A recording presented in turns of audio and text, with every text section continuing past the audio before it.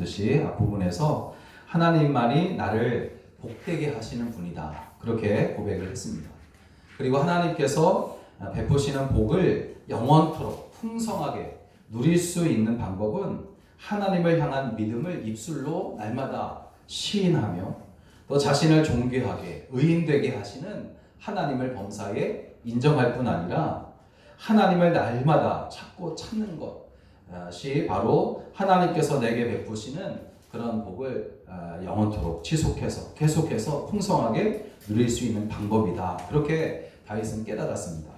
그리고 그렇게 깨달았더니 다윗에게 확실한 믿음이 생기는데 오늘 본문의 말씀입니다. 9절을 보니까 어떤 확실한 믿음이 그에게 생기냐면 이러므로 나의 마음이 기쁘고 나의 영도 즐거워하며 내 육체도 안전히 살리니 라고 말하고 있고 또 10절에서는 이는 주께서 내 영혼을 수월에 버리지 아니하시며 주의 거룩한 자를 멸망시키지 않으실 것임이니이다 라고 말하고 있습니다. 이런 확신을 그가 갖게 되는 겁니다. 여러분, 하나님을 입술로 시인하고 하나님을 범사에 인정하며 그리고 찾고 찾는 자의 영혼을 모든 죄와 멸망에서 구원하실 것이라는 확신이요.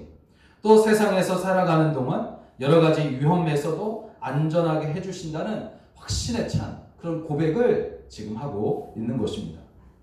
그런데 이 확신, 즉 죄와 멸망에서 구원하여 새 생명을 가지고 새롭게 살아간다는 이 확신에 찬 믿음은 신약에서 베드로와 바울에 의해 예수 그리스도의 부활을 예언한 것으로 인용되고 있는데 특별히 사도행전 2장 25절부터 31절에 베드로가 인용한 말씀 가운데 여기 이것이 인용되어지고 있습니다.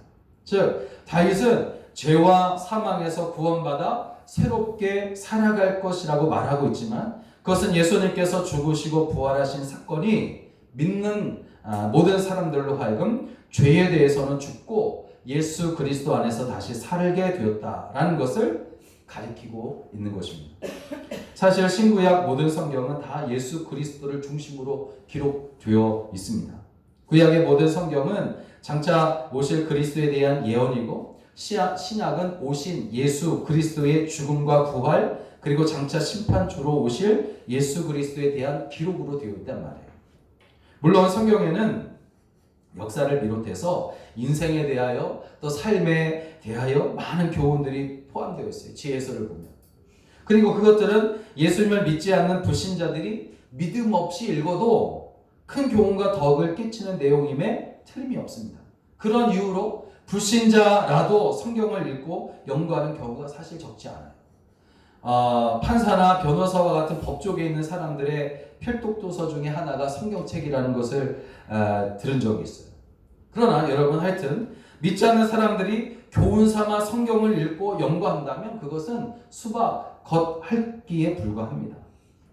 성경 말씀을 통해서 우리가 진정으로 사모해야 될 것은 우리를 위해 하늘 보좌를 버리시고 낮고 천한 곳에 오신 예수님, 우리를 위해서 고초당하시며 십자가에 죽으셨지만 사흘 만에 다시 사신 예수님, 그리고 승천하신 후에 다시 오겠다고 약속하신 우리 주 예수 그리스도를 진정으로 만나는 것, 그것이 중요하단 말이에요. 그렇다면 주님은 우리를 어떻게 만나 주실까? 그리고 주님을 만나 마음의 삶 속에 모신 사람에게 어떠한 변화가 일어나는 것일까? 오늘 본문을 중심으로 말씀을 함께 나누겠습니다. 첫째로 말씀을 전하는 자들을 통해서 만나 주시는 거예요. 7절에서 다윗은 자신을 훈계하시며 가르치시는 여호와 하나님을 찬양하고 있습니다. 물론 그가 다윗이 항상 하나님 앞에 엎드려 기도함으로 인해서 하나님의 음성을 들었습니다.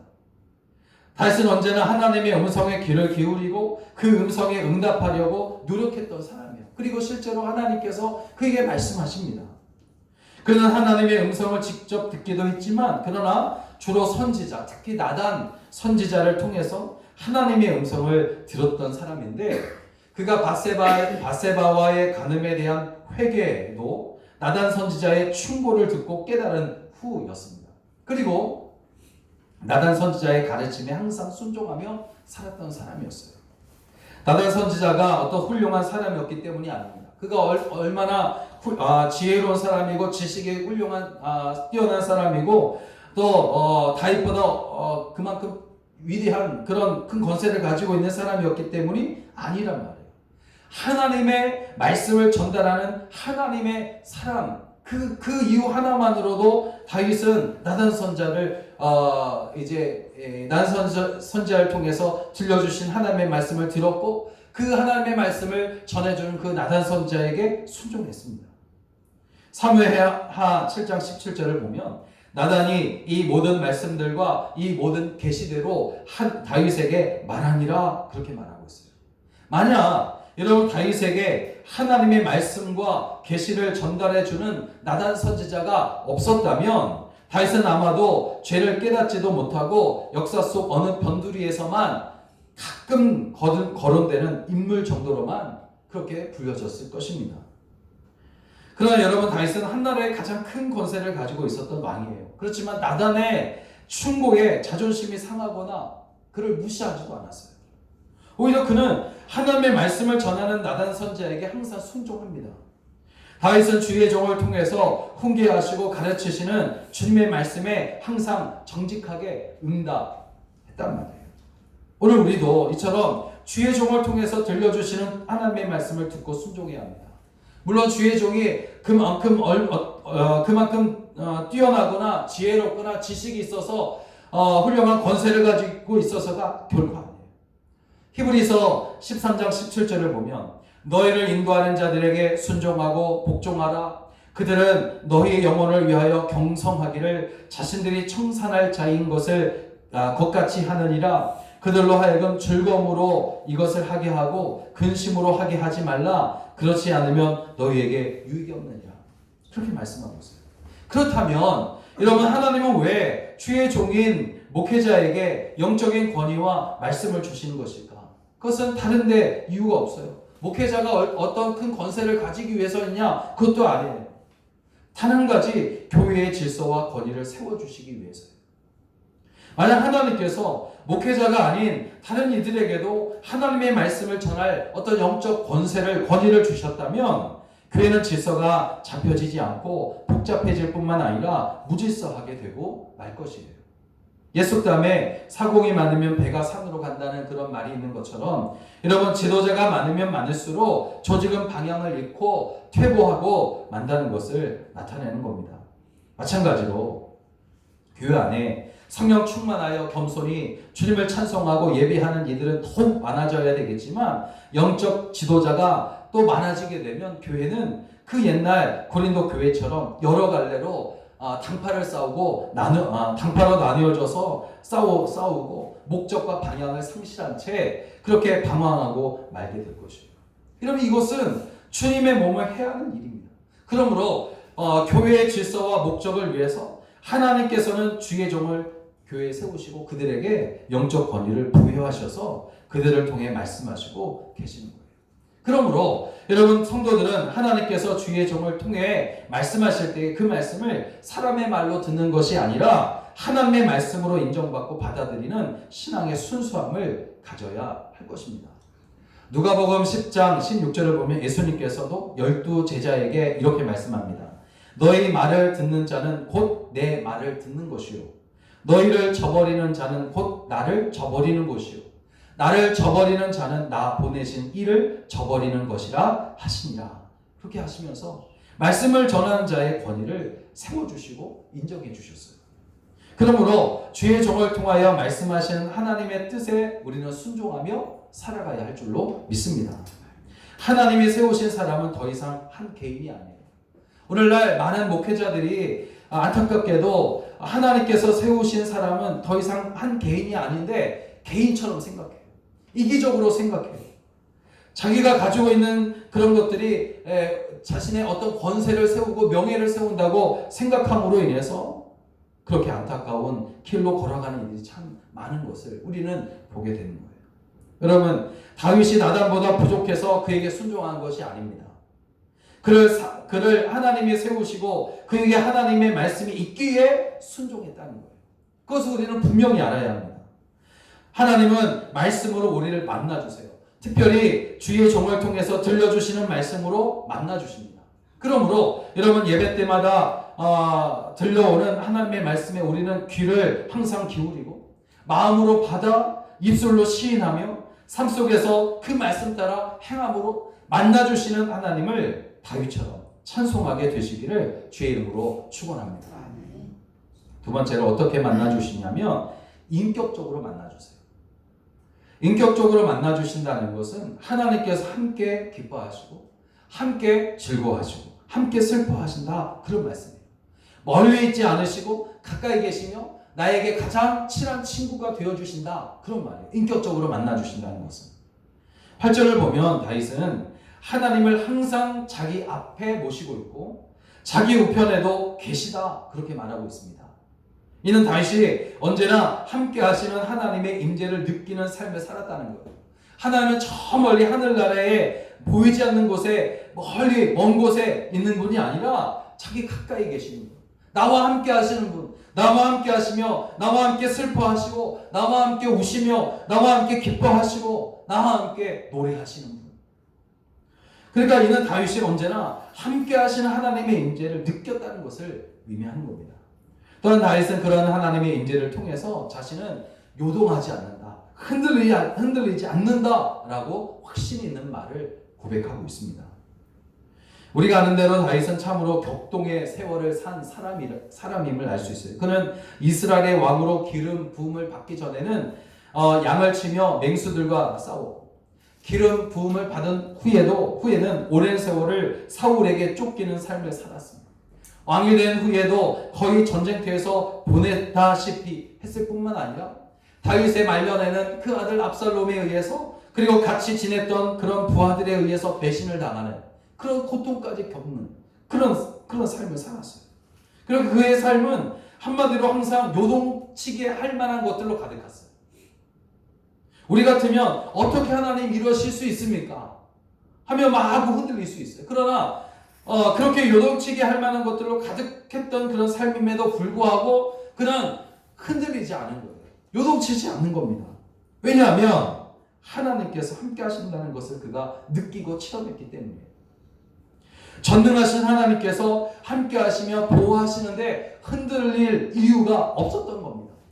전쟁터에서는 매 순간마다 생명의 위협을 받았을 것이고 죽을 고비를 수도 없이 넘겼을 것이에요. 사울에게 쫓겨다닐 때, 그리고 말년에 압살롬과 그의 정말 가까이 지냈던 부하들에 의해서 배신을 당할 때, 그때에도 그는 얼마나 많은 생명의 위협을 받았는지 몰라요. 그럼에도 그는 평안히 누워 자고 깰 만큼 마음의 안정을 누리며 사는 거예요. 시편 3편 5절 6절을 보면 내가 누워 자고 깨었으니 여호와께서 나를 붙드심이로다. 할렐루야. 천만인이 나를 애워싸 진친다 하여도 나는 두려워하지 아니하리로다.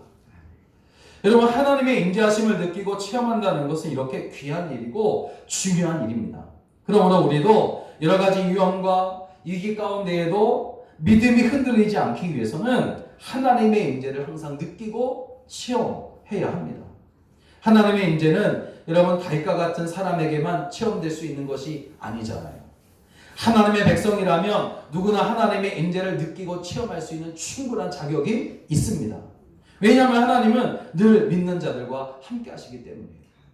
마태복음 28장 20절 예수님은 내가 세상 끝날까지 너희와 항상 함께 있으리라 약속해 주시잖아요. 그런데도 여러분, 우리는 이렇게 함께 하시는 하나님을 느끼지 못하고 체험하지 못하여 조금만 어려움을 만나도 방향을 잃고 마구 흔들릴 때가 참 많은 겁니다. 마치 주님이 배에 같이 타고 계셨지만 풍랑을 만났을 때에 함께 계신다는 것을 깨닫지 못한 제자들처럼 요란법석을 띄울 때가 너무 많은 거예요. 그렇다면 어떻게 다윗처럼 항상 가까이 계시는 하나님을 체험할 수 있을까? 여러 가지 방법이 있을 수 있겠지만 그 중에 한 가지는 항상 하나님과 대화를 통해서 인격적인 교제를 나누는 겁니다. 하나님은 우리의 눈으로 볼 수 없고 만져지는 분도 아니에요. 그러므로 여러분, 우리의 눈이나 촉감 등으로는 하나님을 느끼거나 체험할 수 없지만, 그러나 놀라운 사실은 성경을 보니까 하나님은 성도들의 간절한 기도에 음성으로 응답하신다 말씀하시고 있어요. 그러니까 하나님은 우리가 기도할 때에 그 기도를 들으시고 응답하시는 분. 하나님은 성도의 기도에 응답하는 것을 기뻐하신다는 사실이에요. 여러분, 하나님은 인격적이셔서 오늘 성도들과 이야기하시는 것을 참 좋아하시는 분이신 줄로 믿으시기 바랍니다. 아주 작은 신음에도 응답하시는 하나님. 주만 바라볼지라는 찬송가 가사 중에 있잖아요. 복음성가 가사 중에. 작은 신음에도 응답하시는 하나님. 그러므로 우리가 하나님께 늘 기도하기에 힘쓰면 우리가 가까이 계신 하나님을 느끼며 체험할 수가 있게 되는 것인 줄로 믿습니다. 여러분, 다윗은 기도의 사람이었어요. 그의 무수한 시편을 보세요. 시편 150편 가운데 70편 이상이 다윗이 쓴 시라고 그러잖아요. 그의 시들은 다 하나님을 향한 기도예요.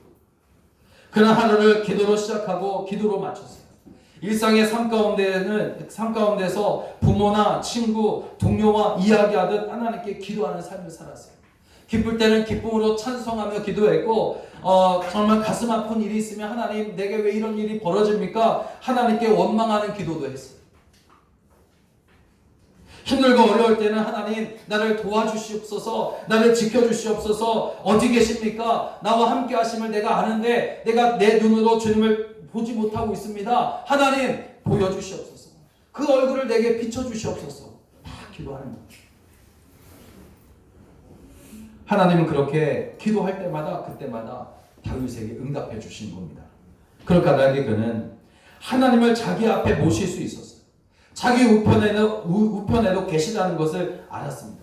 그로 인해 어떠한 상황 속에서도 그는 흔들리지 않을 수가 있었다는 겁니다.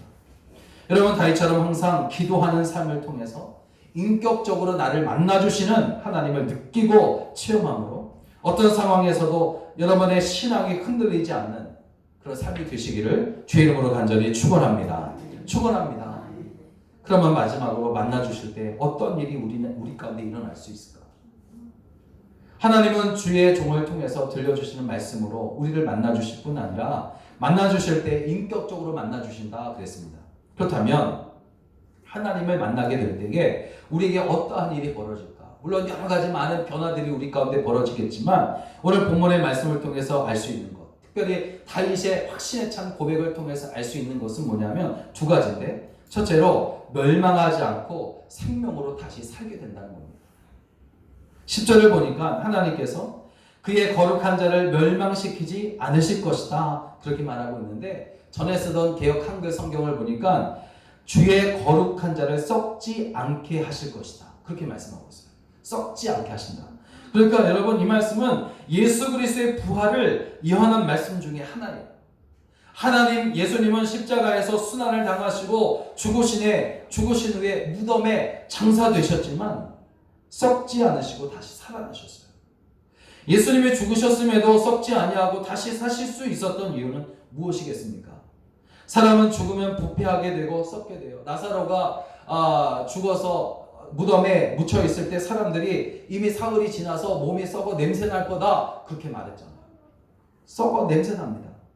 생명이 있으면 그러나 썩지 않아요. 우리 몸에 상처가 나게 되면 그 상처 부위가 썩어서 곪게 되고 나중에는 썩지만 곪게 되고 딱쟁이가 생기잖아요. 그런데 시간이 지나고 나면 딱쟁이가 떨어지게 되고 새살이 다시 돋아나게 돼요. 애기살처럼. 그런데 여러분, 왜냐하면 우리 몸에 생명이 있기 때문이에요. 만약 우리 안에 생명이 없다면 그 상처는 그대로 썩어서 결국에는 온몸이 다 썩어버릴 겁니다. 그러면 주님은 어때요? 주님은 그 자신이 생명이시기 때문에 썩지 않고 다시 사신 줄로 믿습니다. 이러한 썩지 않는 주님의 생명이 오늘 믿는 자들 속에도 있는 줄로 믿습니다.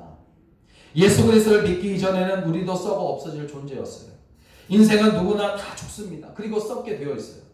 그런데 예수 그리스도의 생명이 우리 안에 거하는 순간 우리는 더 이상 썩지 않는 영적 존재가 되는 줄로 믿으시기 바랍니다. 우리의 육신은 죽어 땅에 묻히는 것이 사실이지만 그 안에 생명이 있기에 하나님이 정하신 날에 다시 살게 됩니다. 살되 영원히 살고 풍성히 살고 이전과는 비교할 수 없는 아름다운 육체로 살게 되는 줄로 믿습니다. 그것을 우리는 주님의 부활하심의 모습을 통해서, 부활하신 육체의 그 모습을 통해서 알 수 있어요. 요한복음 11장 25절에 예수님은 나는 부활이요 생명이니 나를 믿는 자는 죽어도 살겠다 말씀하셨고, 디모데후서 1장 10절을 보니까 이제는 우리 구주 그리스도 예수의 나타나심으로 말미암아 나타났으니 그는 사망을 패하시고 복음으로써 생명과 썩지 아니할 것을 드러내신지라 말씀하셨어요. 여러분, 이렇게 만나주시는 하나님 때문에 우리는 썩어 없어질 우리가 영원히 썩지 않는 생명을 가진 자들로 새롭게 된 줄로 믿습니다. 두 번째로 어떤 변화가 우리 가운데 있어지냐면 하나님께서 계신 천국을 약속받는 거예요. 10절 11절을 보니까 다윗은 자신의 영혼이 스올에 버려지지 않는 것을 확신하고 있습니다.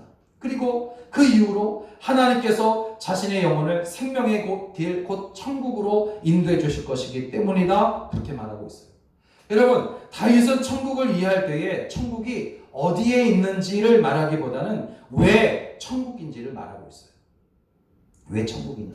그러면서 여러분, 천국에는 충만한 기쁨과 영원한 즐거움이 있다라고 표현하고 있습니다. 그리고 그 기쁨과 즐거움은 누구 때문이냐면 주님 때문이에요. 그렇게 말하고 있어요.